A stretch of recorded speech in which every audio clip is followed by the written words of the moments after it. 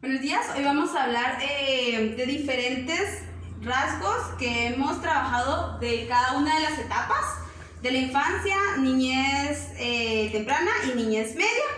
Y vamos a trabajar dos aspectos importantes de cada área, ¿sí? Entonces voy a empezar con los dos aspectos que yo escogí del área física, que es el crecimiento y cambio corporal. Aquí abarqué diferentes aspectos desde lo que es la talla y el peso y a características importantes de este crecimiento. Entonces, cuando hablamos de crecimiento y cambio corporal, en la infancia podemos ver que el neonato, o sea, el recién nacido, mide aproximadamente 50 centímetros y pesa alrededor de 3.5 kilogramos. Algo muy importante y característico de esta etapa es que los niños crecen demasiado rápido. El crecimiento es bastante veloz y esto no va a cambiar, va a ser así aproximadamente alrededor de los 3 años, en donde los niños ya empiezan a cambiar su complexión física, ya no va a ser tan redonda y gorda, sino que va a empezar a ser un poco más delgado. Y ahí empezamos con la niñez temprana. Aquí el crecimiento sigue siendo rápido, pero no tan rápido como lo es en la infancia. Los niños crecen entre 5 y 7 centímetros y aumentan su peso alrededor de 1.8 a 2.7 kilogramos. Entonces, aquí algo muy característico también es que los niños empiezan a hacerse más delgados, como les decía, y también se alargan los brazos, las piernas y el tronco. También vamos a hablar de la niñez media. El crecimiento aquí ya no es tan notorio como en las otras etapas, pero si vemos ya a largo plazo, un niño de 6 años a un niño de 11 años no va a ser igual. Este crecimiento ahí sí ya va a ser notorio, todos esos cambios que se van a ver. Los niños crecen alrededor de 5 a 7.5 centímetros y algo muy importante en esta etapa es que ellos llegan casi a duplicar su peso. Entonces, esto sería más que todo en el área física, según el crecimiento y desarrollo corporal. Otro factor importante del que vamos a hablar es el sueño. El sueño en la infancia, los bebés están ligados a su etapa de ajuste, periodo de ajuste, que este va a ser las características físicas y conductuales que van a determinar los periodos de vigilia, de sueño y de actividad de un bebé. Los bebés duermen aproximadamente el 75% de su tiempo, o sea, aproximadamente 18 horas. Esto cambia a los 2 años, que su periodo de tiempo es un poco más corto, que ellos duermen 13 horas. Pero como podemos ver, igual los periodos son bastante largos.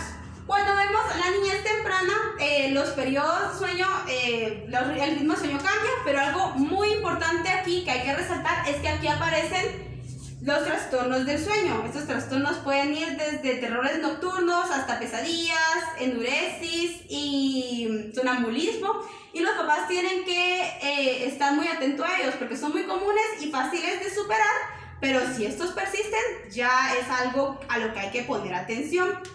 Entonces esto es como muy característico de esta etapa. Y hay una serie de actividades, como bien les decía, para poder regular este sueño y poder vencer estos trastornos. En la niñez media el sueño disminuye considerablemente, ya no tiene tanta, no importancia, pero ya no es tanto este periodo.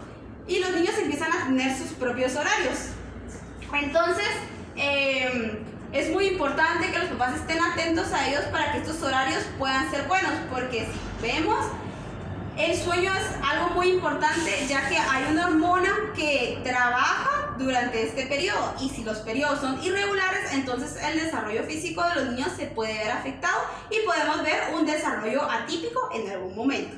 Entonces serían los rasgos físicos. Cuando hablamos de los rasgos cognitivos, voy a hablarles un poco sobre cada una de las etapas de Piaget. Cuando hablamos de la etapa sensorial-motriz, Piaget nos hablaba de que el niño va a descubrirse a él mismo y al medio que lo rodea a través de sus sentidos y su actividad motriz. Entonces el niño va a venir, él nos hablaba de diferentes subetapas que no voy a mencionar ahorita porque no me alcanzaría el tiempo, pero nos habla de diferentes subetapas que van desde el uso de los reflejos hasta el poder ya tener algún pensamiento o una representación mental de las cosas.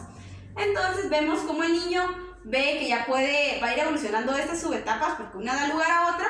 El niño dice, ya puedo controlar mi cuerpo, veo que me gusta, que me causa placer, ya empiezo a tener acciones voluntarias que son pues con intención. Vemos también que va a haber un proceso de ensayo y error para hacer las cosas hasta que ya no tengan que hacer este proceso de ensayo y error, ya empieza a tener este tipo de representaciones mentales. Cuando hablamos de niñez temprana, la etapa que corresponde es la preoperacional. En esta etapa Piaget nos decía que los niños empiezan a desarrollar el pensamiento simbólico, pero los niños todavía no son capaces de desarrollar el pensamiento lógico. Entonces ellos pueden tener este pensamiento simbólico, pueden empezar a tener juego simbólico, vemos también que se despierta la imaginación, la curiosidad, esta etapa tan bonita de los niños, ¿verdad? En donde ellos empiezan a desenvolverse más, en donde ellos empiezan a poder hacer categorías, pueden empezar a hacer diferentes cosas, pero no tienen todavía la lógica desarrollada. Cosa que pasa en la niñez media, que podemos ver las operaciones concretas. Aquí los niños ya desarrollan un pensamiento lógico, pero está ligado siempre al aquí y ahora. Ellos pueden razonar situaciones de su diario vivir, más no está desarrollado todavía el pensamiento abstracto. Entonces, en las operaciones concretas es muy importante ver este tipo de avances que tienen los niños. Ellos pueden razonar, ellos pueden hacer categorías y subcategorías de esas categorías, pueden empezar a ver la relación de causa y efecto. Hay muchos avances en estas etapas en donde vemos que cada una dio lugar a un progreso más grande, ¿verdad? Y cuando hablamos del lenguaje, que es el segundo hito que yo voy a hablarles sobre el desarrollo cognitivo, el lenguaje en la infancia al principio vemos el llanto. Los bebés para comunicarse solo tienen este medio de comunicación.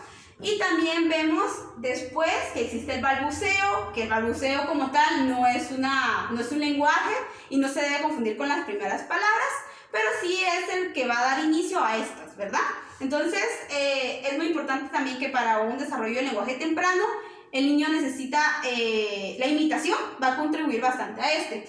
Cuando hablamos de la niñez temprana, alrededor de los 6 años, los niños ya pueden usar entre 2.600 a 20.000 palabras. Los niños tienen un lenguaje particular en el que ellos expresan su manera de ver el mundo. Y algo muy importante que vemos en esta es la curiosidad que tienen, que preguntan por todo tipo de cosas y ellos tienen este lenguaje de querer conocer más, ¿verdad? Y cuando hablamos de la niñez media, vamos a ver un crecimiento en la sintaxis y el crecimiento pragmático. O sea, la comprensión de los niños es más grande y sobre todo ya saben el uso correcto de algunas reglas y también ya se preocupan por el que los entiendan más, los comprendan más y el tener una buena comunicación. Esto lo vemos en el desarrollo de la niñez media. Y por último vamos a ver algo muy importante, el desarrollo del yo. Los niños en la infancia vemos este desarrollo del yo. Aquí lo pegué. Ellos lo van a crear a través de las experiencias o la recopilación de experiencias que van a ir teniendo. Si son agradables o desagradables para ellos, esto va a estimular bastante eso. Y va a crearse más que todo en la manera en la que ellos se vayan entendiendo a ellos como un todo con el mundo. Entonces, ellos van a ir desarrollando este yo a través de ese tipo de experiencias. En la niñez temprana, el desarrollo del yo va a aumentar en la manera en la que ellos tengan el autoconcepto y autodefinición. Ellos desarrollan este autoconcepto, la manera en cómo los ven los demás en esto, pero está ligado a representaciones simples, o sea, ellos se van a describir en una forma muy simple y de una característica. También, por ejemplo, el niño va a decir, yo soy bueno para jugar pelota. En esta etapa, el niño todavía no distingue su yo real de su yo ideal. Ahora, en la niñez media, cuando hablamos del desarrollo del yo, el niño ya tiene una mejor comprensión de su autoconcepto, su autodefinición. Él entiende sus habilidades y más que todo lo ve en relación a su sociedad. Entonces él sabe para qué es bueno, en qué puede ayudar y también es capaz de entender que es bueno para una cosa y para otra no. Entonces, estas van a ser es muy importante cómo se ve desarrollando el yo. Y por último, les voy a hablar de la conducta altruista, la empatía o el desarrollo prosocial, que va a ir cambiando, ¿verdad? Cuando hablamos de infancia, vemos esta conducta altruista, que es el querer ayudar a los demás. Y también la empatía, que es el ayudar el sentir de los demás. Los niños pequeños pueden desarrollar esto, más que todo por las neuronas espejo. Entonces ellos ven estas conductas y pueden imitarlas. Entonces ellos tienen esto. Ahora, cuando hablamos de esta empatía o de este altruismo, vemos la niñez temprana, que si ya se generó, los niños van a poder crear una conducta prosocial. Esta conducta prosocial se denomina así a los niños que son capaces de entender y hacer algo por los demás sin esperar nada a cambio. Los niños que tienen esta conducta prosocial regularmente es por el afecto que sus papás han tenido con ellos, y entonces ellos han creado así. Regularmente los papás también tienen esta conducta, por lo que los niños pueden llegar a adquirirlas. Y en la niñez media, por último, esta conducta prosocial va a crecer. Ellos van a tener un mayor entendimiento de ver cómo se sienten las demás personas y sobre todo cómo se sienten ellos mismos. Entonces, en esta etapa, la conducta prosocial es más entendible, es más razonable, y los niños se entienden definitivamente de una mejor manera. Y podemos ver cómo se va desarrollando, ¿verdad? Desde la empatía cuando eran pequeños hasta crear una conducta prosocial ya en la niñez media. Y bueno, esto ha sido todo de mis rasgos. Como conclusión, yo puedo decir que es muy importante.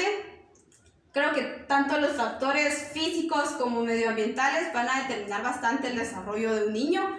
Ambos son de verdad importantes y debemos de ponerle mucho cuidado, ya que de estos dependerá también su desarrollo cognitivo como tal. Entonces considero que como padres de familia, como docentes y como cualquier persona que tenga relación con un niño, es muy importante entender que muchas de las cosas que nosotros hagamos puede afectar a su crecimiento. También es importante que seamos conscientes de cómo está siendo el crecimiento de los niños y ver si en algún momento tiene algún tipo de anomalía o es atípico, porque esto va a afectar grandemente en el adulto que él va a ser. Entonces considero que es muy importante ver cada rasgo, cada hito de desarrollo para poder entender la conducta que puede tener una persona como tal. Y pienso que este curso fue de mucha ayuda para poder comprender mejor cada una de estas cosas. Y pues yo pienso que son verdaderamente importantes cada una de las diferentes áreas. Y muchas gracias por la atención.